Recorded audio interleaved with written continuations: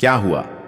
जब प्रयागराज महाकुंभ के दौरान एक साधु को गंगा स्नान करने से रोका गया, उसके बाद प्रयागराज के उस गंगा घाट पर जो चमत्कार हुआ, उसे देखकर आपके पैरों तले जमीन खिसक जाएगी। साल 2025 के जनवरी माह में प्रयागराज में सदी का सबसे बड़ा महाकुंभ लगने वाला है। यह महाकुंभ हर 12 साल में एक बार लगता है, यानी इस महाकुंभ का बहुत अधिक महत्व रहने वाला है। गंगा में स्नान करने का बहुत महत्व रहता है। इसी वजह से देश और दुनिया से कई लोग प्रयागराज के इस महाकुंभ में पहुंचने वाले हैं। लेकिन अभी हाल ही में जो घटना सबके सामने निकल कर आ रही है, उसने सभी के होश उड़ा दिए। जहां पर एक साधु महाराज को गंगा नदी में स्नान करने से रोका गया। कोई भी महाकुंभ साधुओं के बिना अधूरा है, क्योंकि यह साधु संतों के आगमन और स्नान से ही संपूर्ण माना जाता है। देव भर से साधु महाकुंभ शुरू होने के कई दिनों पहले ही प्रयागराज पहुंच जाते हैं। इस घटना की शुरुआत होती है मध्य प्रदेश के महेश्वर में रहने वाले राधानंद जी महाराज से। राधानंद जी महाराज रोजाना सुबह 4 बजे उठकर ठंडे पानी से स्नान किया करते थे और भिक्षा प्राप्त करने के लिए निकल जाते थे। उन्होंने अपने जीवन काल में सांसारिक सुख का त्याग करके कई तपस्याएं की और कई सिद्धियां हासिल की। वे महेश्वर के घाट पर ही निवास करते थे। जब उन्हें प्रयागराज महाकुंभ लगने की खबर मिली तो वे महाकुंभ में जाने के लिए बहुत उत्साहित थे। वे तकरीबन 1 माह पूर्व महाकुंभ में पहुंचना चाहते थे, क्योंकि वे वहीं पर 2 से 3 महीने बिताना चाहते थे। उनका ऐसा कहना था कि महाकुंभ वह पवित्र समय होता है जहां पर देवी देवता स्वयं उस स्थान पर मौजूद होते हैं। वहां पर तप करना, साधना करना, भगवान का ध्यान कर बहुत ज्यादा फलदायी होता है। अगले दिन सुबह राधानंद जी महाराज जब प्रयागराज पहुंचे तो सुबह के 8:30 बज रहे थे। सुबह सुबह 4 बजे उनका स्नान करने का दैनिक नियम था। उन्होंने सोचा, क्यों ना आज गंगा नदी का पवित्र स्नान किया जाए, और वे प्रयागराज के गंगा घाट पर पहुंच गए। उस स्थान पर गंगा नदी की सफाई का कार्य चल रहा था। राधानंद जी महाराज को यह देखकर बहुत खुशी हुई। जब उन्होंने अपने कपड़े उतारे और गंगा नदी में स्नान करने के लिए आगे बढ़े तो वहां पर खड़े कुछ नगर निगम के अधिकारियों ने उन्हें रोक दिया। उनका कहना था कि आप अभी स्नान नहीं कर सकते, क्योंकि इस समय साफ सफाई का कार्य चल रहा है। प्रयागराज में रोजाना रात्रि के समय गंगा नदी की साफ सफाई का कार्य किया जाता है, ताकि दिन और शाम के समय यात्रियों को इस कारण कोई मुश्किलें ना हो। राधानंद जी महाराज काफी धैर्यवान थे। उन्होंने सफाई अधिकारियों को समझाया कि बात बहुत अच्छी है, लेकिन नित्य मेरा 4 बजे नहाने का नियम है, और आज अगर मैं प्रयागराज पहुंचा हूं तो मैं गंगा नदी में ही स्नान करूंगा, और मेरे एक अकेले के नहाने से ना तो तुम्हारी व्यवस्था बिगड़ेगी और ना ही मुझे कोई समस्या होगी। लेकिन वह अधिकारी अचानक से गुस्सा हो गया और उन साधु महाराज से कहने लगा कि आपको इसी समय क्यों नहाना है? अभी पूरा दिन पड़ा हुआ है। क्या यहां पर तुम्हें कोई इंसान नहाता हुआ दिख रहा है? क्या तुम्हारे अंदर इतनी शक्ति है कि तुम सुबह 4 बजे इतने ठंडे पानी से स्नान कर लोगे? व्यर्थ की बातें बनाना छोड़ दो और यहां से चले जाओ। अभी तक तो राधानंद जी महाराज बहुत विनम्र थे, काफी धैर्यवान थे, लेकिन उस अधिकारी के अपशब्दों को सुनकर के अचानक उन्हें बहुत बुरा लगा। उनका ऐसा मानना था कि गंगा नदी पर किसी का अधिकार नहीं है। यह तो साक्षात भगवान शंकर की जटाओं से निकलती है, जिसके अंदर सभी को अपने पाप धोने का अधिकार है और उसके लिए कोई निश्चित समय नहीं हो सकता। लेकिन उस समय राधानंद जी महाराज ने उस अधिकारी को कुछ नहीं कहा और सामने घाट पर ध्यान अवस्था में बैठ गए। सबको लग रहा था कि वे साधु महाराज मान गए हैं और पीछे हट गए हैं। अब जब पुनः गंगा नदी के अंदर साफ सफाई की मशीनों को शुरू किया गया तो अचानक से एक बहुत बड़ी घटना घट गई।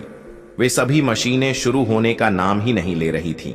ऐसा लग रहा था मानो वह जाम हो गई हो या उनके अंदर बहुत सारा कचरा फंस गया हो। अधिकारियों ने मशीन को देखा, परखा और उसके अंदर का सारा कचरा बाहर निकाल दिया। सबको उम्मीद थी कि अब मशीनें कार्य करने लगेगी, लेकिन फिर जब मशीन शुरू की गई तो कोई भी मशीन चालू होने को तैयार ही नहीं थी। सभी अधिकारी बहुत हैरान थे, किसी की भी समझ नहीं आ रहा था। लेकिन जब मशीन चालू नहीं हुई तो कई मैकेनिकल इंजीनियरों की टीम को मशीन देखने के लिए बुलाया गया। उन सभी मैकेनिकों ने मशीनों को अच्छी तरह से जांचा परखा और यही पाया कि मशीन तो एकदम सही है, लेकिन इसके चालू ना होने का कारण किसी को समझ नहीं आ रहा था। राधानंद जी महाराज अभी भी उसी घाट पर ध्यान अवस्था में बैठे हुए थे। गंगा नदी का साफ सफाई का कार्य उस दिन रुका हुआ था। सभी लोग बहुत हैरान थे। उस समय जो मैकेनिकल इंजीनियर वहां पर मशीन सही करने आया था, उसने जब राधानंद जी महाराज को देखा तो उसकी आंखें खुली की खुली रह गई। वह राधानंद जी महाराज के चरणों में गिर गया और बाबा उसे आशीर्वाद देने लगे। फिर वह सभी अधिकारियों को बताने लगा कि यह महेश्वर के सिद्ध महाराज हैं। बचपन के समय पर एक बार जब मुझे सांप ने डस लिया था तो इन्होंने ही अपने चमत्कार से मेरी जान बचाई थी।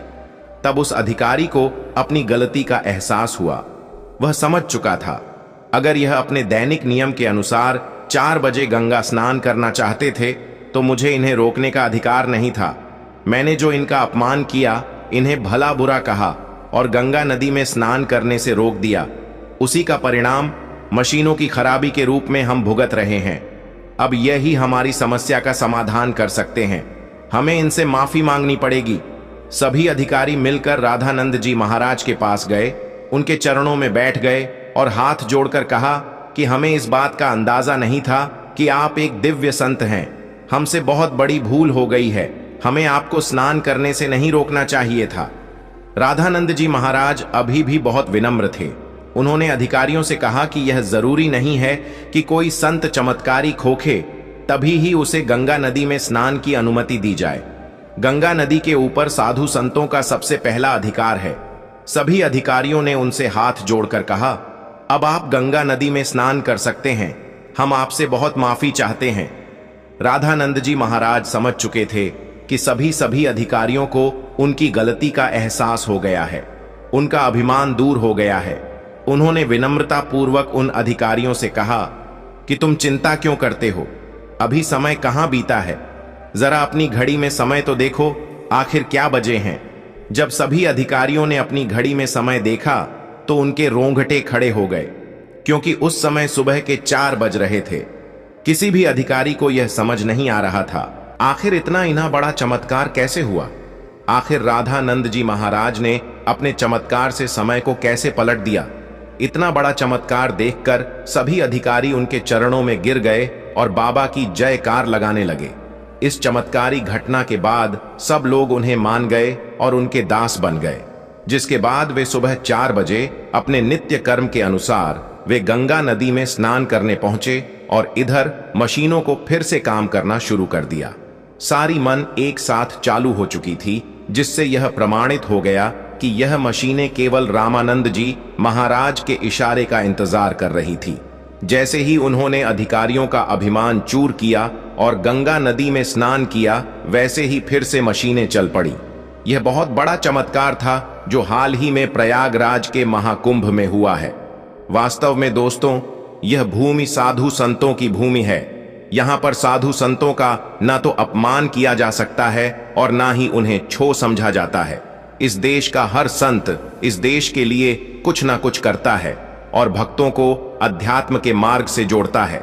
हमें कभी भी उनका अपमान नहीं करना चाहिए और ना ही उन्हें छोटा समझना चाहिए। इस पूरी घटना को लेकर आपके क्या विचार है, हमें नीचे कमेंट बॉक्स में जरूर बताइएगा। अगर वीडियो आपको पसंद आई हो तो लाइक जरूर करें, साथ ही चैनल को सब्सक्राइब करके बेल आइकॉन को प्रेस कर लें। हर महादेव।